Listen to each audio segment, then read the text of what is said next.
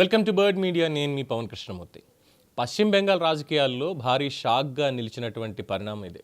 మమతా బెనర్జీ లాంటి అజేయ నేత, 3 సార్లు ముఖ్యమంత్రి, తన కంచు కోటగా భావించినటువంటి భవానీపూర్లోనే ఓటమి పాలవడం రాష్ట్ర రాజకీయాల్లో భూకంపం లాంటి ప్రభావాన్ని చూపించిందంటే నమ్మశక్యమేనా? కానీ ఎస్, భవానీపూర్ నియోజకవర్గం అంటే ఇప్పటివరకు దీదీకి పర్ఫెక్ట్ అడ్డా. కానీ అక్కడే ఆమె ఓడిపోవడం అంటే అది కేవలం ఒక సీటు కోల్పోవడం కాదు, ఆమె వ్యక్తిగత ఇమేజ్కే పెద్ద దెబ్బ. అంటే ఇంటి నుంచి ఆవిడని డైరెక్ట్గా బయటికి గెంటేశారు. సింపుల్గా చెప్పుకుంటే ఈసారి సువేందు అధికారి చాలా పర్ఫెక్ట్ ప్లాన్తో పోరాడారు. కౌంటింగ్ మొదటి రౌండ్ నుంచి ఆయన ఆధిక్యంలో ఉండటం గమనించదగినటువంటి విషయం. రౌండ్లు పెరిగే కొద్దీ ఆధిక్యం తగ్గలేదు, మరోవైపు పెరుగుతూనే వచ్చింది. ఇక 17వ రౌండ్ దగ్గరికి వచ్చేసరికి ఫలితం క్లియర్ అయిపోయింది. సుమారు 15,000కి పైగా ఓట్ల తేడాతో దీదీ ఓడిపోవడం, అది కూడా తన బలమైనటువంటి నియోజకవర్గంలో ఇప్పుడు దేశవ్యాప్తంగా చర్చకి దారితీసింది. ఇది ఒక భవానీపూర్కి మాత్రమే పరిమితమా? నో, భవానీపూర్కి మాత్రమే పరిమితం కాలేదు. రాష్ట్ర వ్యాప్తంగా కూడా ఏఐటీఎంసీ తీవ్ర వ్యతిరేకతను ఎదుర్కొంది. ఇంకోవైపు భారతీయ జనతా పార్టీ అనూహ్యంగా భారీగా ఎదిగింది. 200కి పైగా స్థానాల్లో ఆధిక్యం సాధించడం అంటే గెలవడం అంటే బెంగాల్ రాజకీయ సమీకరణాలు పూర్తిగా మారిపోయాయి. దీంతో 15 ఏళ్లుగా కొనసాగుతున్నటువంటి మమతా బెనర్జీ పాలన ముగిసిపోయింది. అయితే ఫలితాలను దీదీ అంగీకరించాల, చాలా ఆరోపణలు చేశారు. It's quite common, right? ఓట్ల లెక్కింపులో అవకతవకలు జరిగిపోయాయి. దాదాపు 100 సీట్లు లూటీ చేశారు. ఓటర్ లిస్టు సవరణలో 90 లక్షల మంది పేర్లు తొలగించారు. ఇవి దేశవ్యాప్తంగా ఒక పెద్ద డిబేట్కి దారితీసే. ఇప్పుడే కాదు, ఎన్నికలకి ముందు కూడా ఇదే చెప్పారు. 90 లక్షల ఓట్లకు సంబంధించినటువంటి డేటా, చనిపోయిన వాళ్ళు, రాంగ్ అడ్రస్లు, వేరే దేశాల నుంచి వచ్చి ఇక్కడ ఉంటున్నటువంటి వాళ్ళు, ఓటర్ కార్డు లేనటువంటి వాళ్ళు, దొంగ ఓట్లు, ఇవన్నీ ఎస్ఐఆర్ ఎంత సీరియస్గా అమలు చేశారనేది అందరికీ తెలిసినటువంటి విషయమే. ఆఫ్టర్ దట్ నరేంద్ర మోడీ విజయాన్ని బెంగాల్ విముక్తిగా చెప్పడం బీజేపీ నెరేటివ్ని మరింత బలపరిచింది.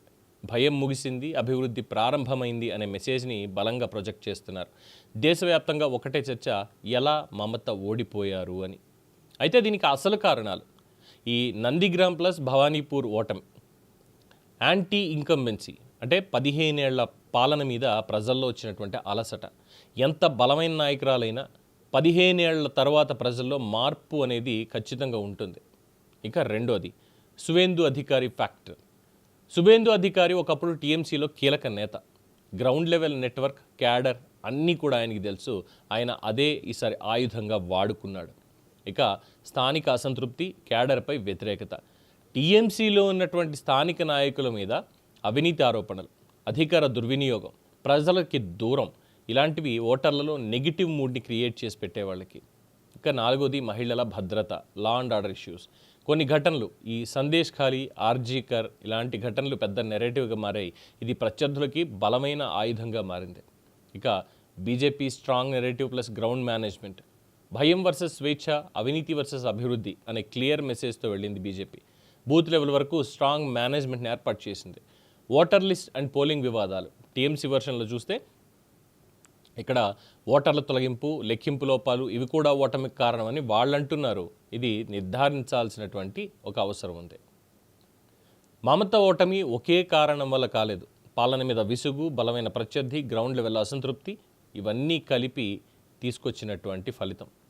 నందిగ్రామ్లో మొదలైనటువంటి షాక్ భవానీపూర్లో కన్ఫర్మ్ అయిపోయింది. మమత ఓడిపోయింది. బలమైన నాయకుడైనా నాయకురాలైనా ప్రజల మూడ్ మారితే గెలవడు అనేది ఈ ఎన్నికలు బలంగా చెప్తున్నాయి.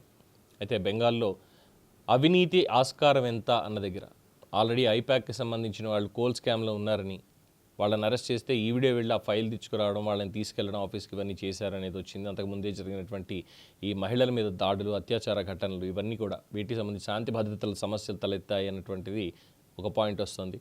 సో ఇవన్నీ కూడా, ఈ ఫ్యాక్టర్స్ అన్నీ కలిపి మమతని ఓడించాయి అనేటువంటిది మాత్రం చాలా స్పష్టం. దీని మీద మీ అభిప్రాయం తెలియచేయండి. చూస్తూనే ఉండండి ది బర్డ్ మీడియా.